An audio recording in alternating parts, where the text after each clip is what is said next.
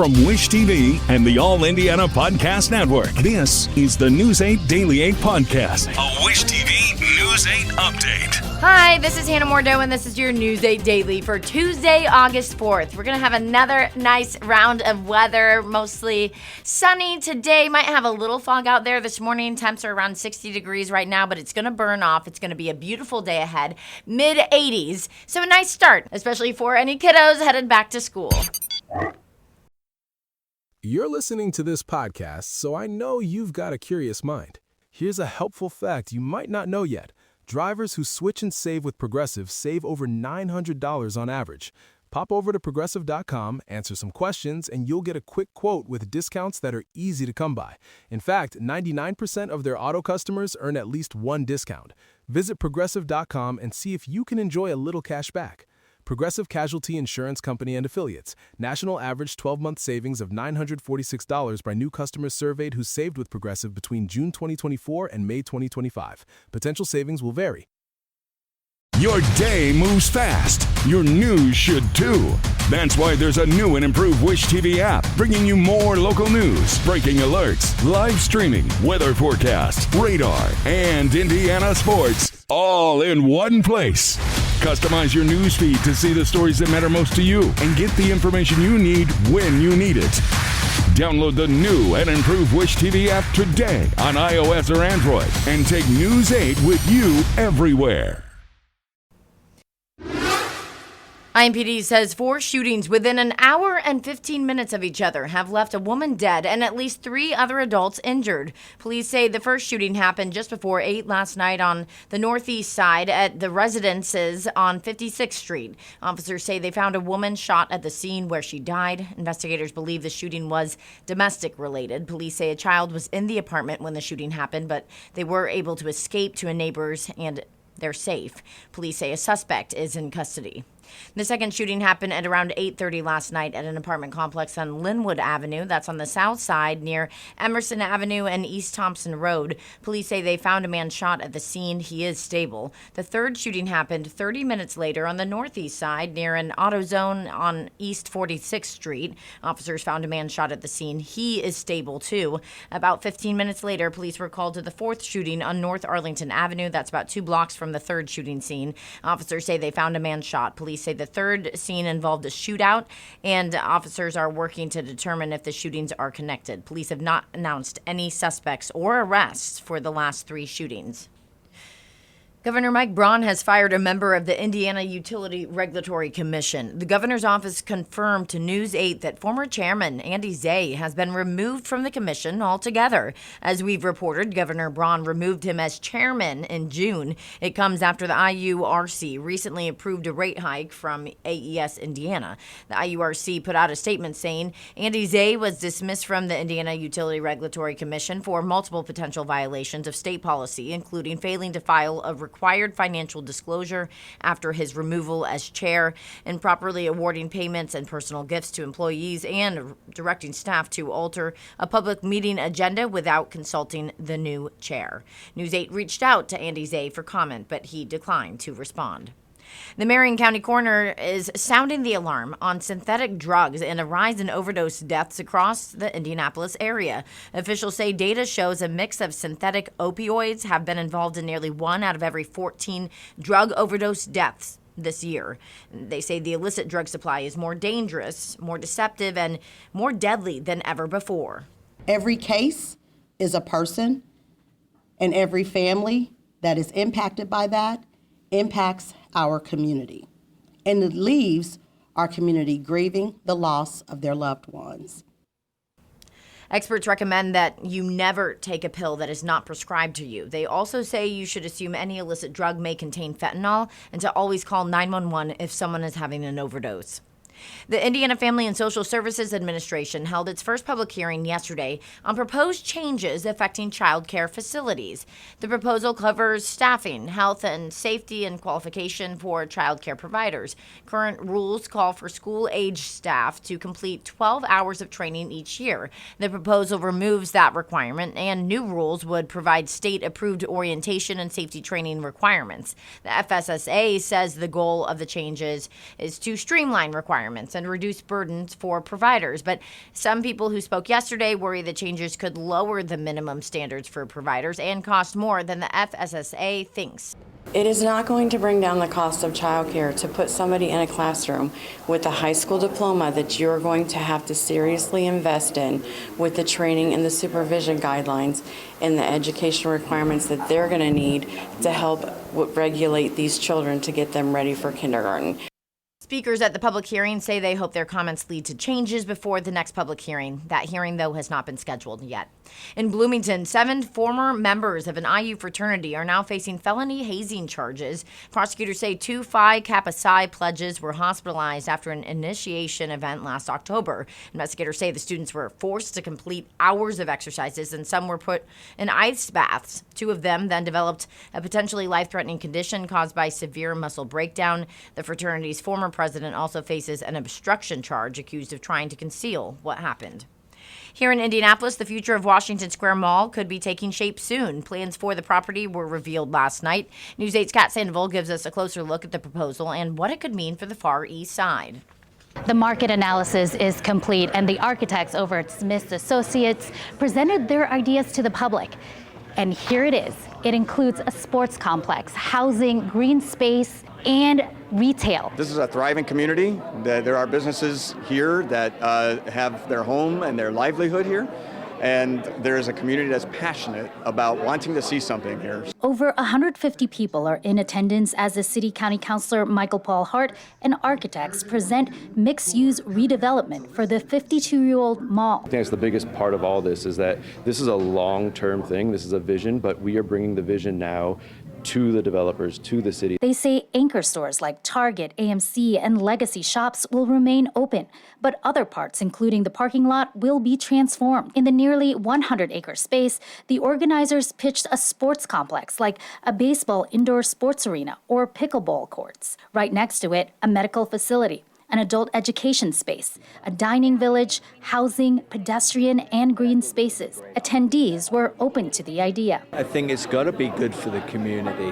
I used to go probably 20-something years ago when there were more stores. Presenters call this a comeback for Washington Square, and they intentionally drop the word mall. They say their findings suggest that residents and businesses want a deep connection with the area, but find potholes and the structure off-putting and in need of repairs. They say many residents go elsewhere to shop. But this new development is good for business, says one business owner. His business has been in the mall for more than 20 years. This is an opportunity to change what the east side looks like to the surrounding communities. You know, everybody comes from the surrounding communities and they all they see are potholes, derelict buildings, abandoned storefronts. And this is a whole new look. This is like having a facelift for everybody on this community. The next steps include finding investors and developers, though the ideas aren't necessarily set in stone. There's still time for feedback. Reporting in Indianapolis, I'm Kat Sandoval for Wish TV, wishtv.com.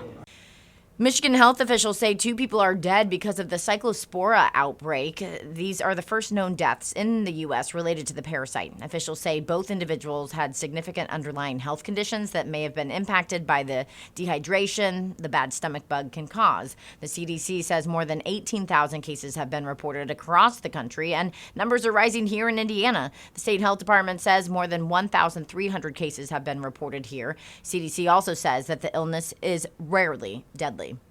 State Senator Chris Garton is running to become the next leader of the Indiana Senate. The Charlestown Republican announced his candidacy for Senate President Pro Tem yesterday. Garton says people do not send lawmakers to Indianapolis to simply maintain the status quo and promised to push what he calls a conservative Indiana First agenda. He also says he would appoint Bedford Senator Eric Koch as a majority floor leader. The two plan to meet with Republican senators in the coming weeks. Local nonprofit Teachers Treasures says vandals targeted their office for a second time yesterday morning. Officials say they got an alert from their security system that the building's power was failing. They say criminals cut power cords in the back of the building in order to steal the copper from inside. This is the second time Teachers Treasures has lost power because of a theft in 1 week. Organizers say attacks like this hurt their ability to support teachers, especially on their first day being open for teachers to go get school supplies. That we are being victimized, and I know it's happening all over the city. So folks are selling this copper, and evidently they aren't getting that much money for it, but it really decimates our ability to do what we do every day here with our mission. Power to the building is now restored, and police are investigating the situations. Cyber attacks are growing across the state. County governments, healthcare providers, schools, small businesses have all been hit with cybersecurity incidents. Kara Kenny with Indiana's I-Team is looking into how a new state office could help address the issue. The Indiana Department of Homeland Security is the new home to the new Office of Cybersecurity. We got a first-hand look at how it's going to work. Meet Alyssa Schroeder. She's the interim director at the new Office of Cybersecurity. Governor Braun created it with an executive order last week. Cybersecurity, unfortunately, continues to be a real threat to the state. The new office will serve as lead coordinator, working with state and local government agencies, as well as the private sector. Think healthcare and banks. What do you think is the biggest threat to our cybersecurity in this state? Our biggest threat is bad actors who wish to do us harm. That means how can they disrupt our daily lives with the systems that we have come to depend on so much every day, particularly looking at our critical infrastructure. So those lifelines of daily life, think our water, wastewater systems, energy, telecom, banking, all of that. Artificial intelligence, specifically its use in scams and cyber attacks, is also a huge threat to our state. We know the attacks are coming stronger, better, faster. How can we be ready for that? How can we acknowledge this is the new normal and be ready for that? Indiana's I-Team has told you about the impact cybersecurity incidents can have. Your identity can be stolen, your bank account can be emptied, and it could put you at risk for scams. They go down or suffer a cyber attack, our citizens will still suffer potentially severe consequences. A new state report found 58% of small and mid-sized business executives thought data breaches were a more significant concern than fires, floods, and physical break-ins combined. If we can't make telephone calls, if we can't check out our groceries at the grocery store because the groceries online checkout system and banking system isn't working, of how can daily life be disrupted? Indiana's I-Team also found your taxpayer dollars often pay for fixes when a school or a government agency is hit with a cyber attack. The new Office of Cybersecurity wants to prevent incidents in the first place. So we want to start reaching out to those partners and saying, we are with you in this fight. Here's resources we have for you. Here's information sharing we can provide you. How can we all work together? The office will also coordinate emergency response when there's a cybersecurity incident in our state. They plan to gather data they can share with the public. How can we say, hey, here's trends we're seeing in the state of Indiana? The search is underway for a permanent director at the Office of Cybersecurity. How many people will be in this office? So we're looking to start off with about 2 to 3. To protect yourself, make sure to freeze your credit so no one can open accounts in your name. And if someone contacts you out of the blue, consider it a red flag. I'm Kara Kenny with Indiana's I-Team. Sports now. The Colts are back on the field for training camp today. The team says the energy is different after putting full pads on for the first time. Angela Marion talked to the team. I haven't put pads on in like 8 months, so you got to get a little used to it, break them in. The Colts put on pads for the first time this training camp, giving a better idea of how this team will look when the season begins. I thought it went really well, a lot of physicality, good back and forth. Defense made some plays, offense made some plays, but it's good to get out here in pads, banging around a little bit. I mean, it's the first day, you know what I'm saying? So, had some great things, some bad things we had to clean up. Obviously, it's been a while since the guys been in pads, you know what I mean? Just like, getting position on tackling and wrapping up and little things like that. With the pads coming on, the team's energy shifts into another gear. A big time. I think the guys feel that when you come out here with the pads on. Obviously, it's a lot more physical.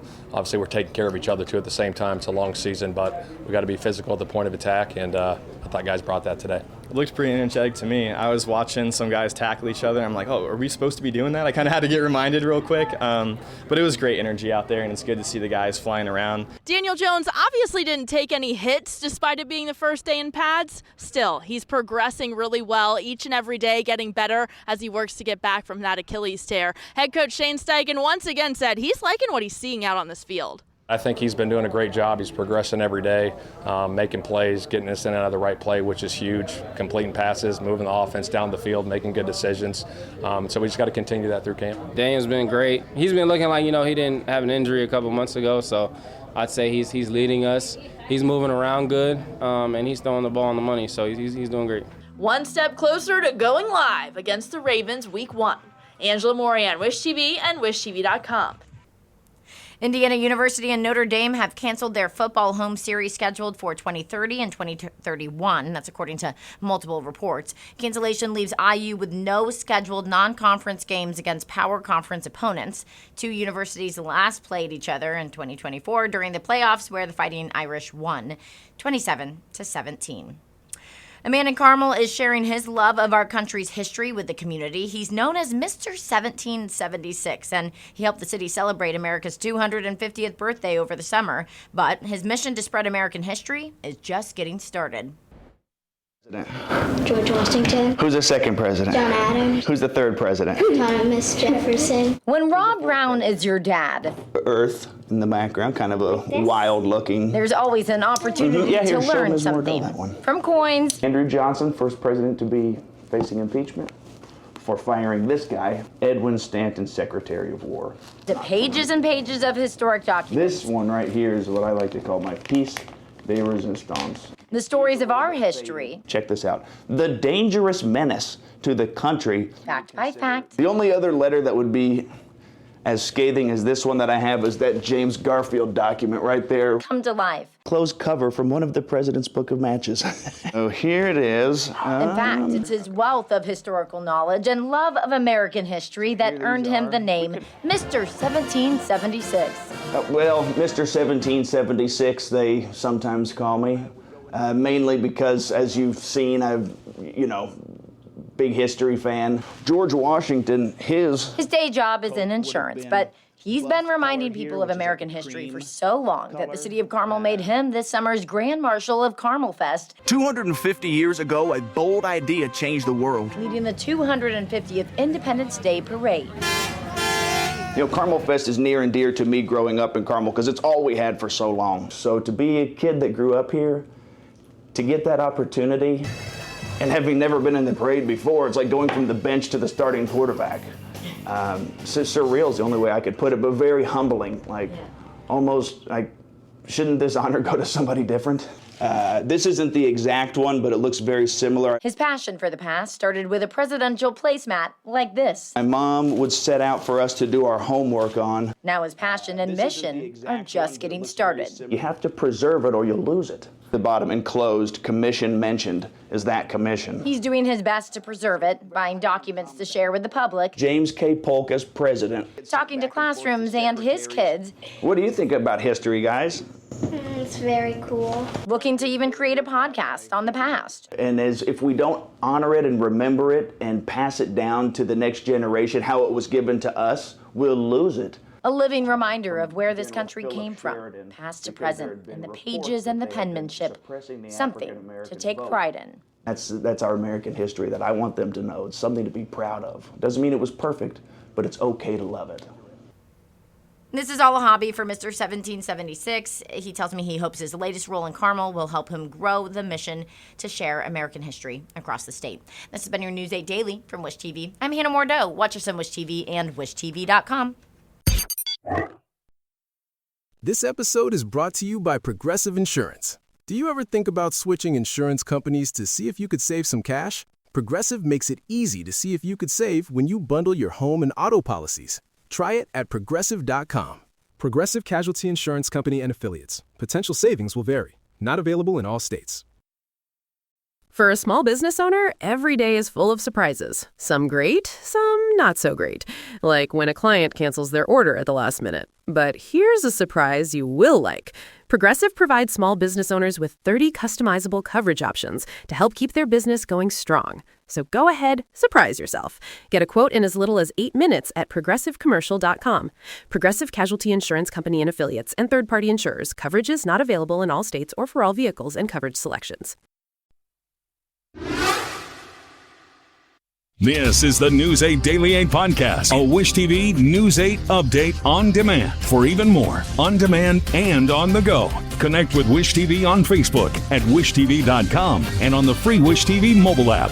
Thank you for listening. And be sure to like, subscribe, and follow this podcast for updates every weekday morning on the All Indiana Podcast Network and wherever you get your podcast.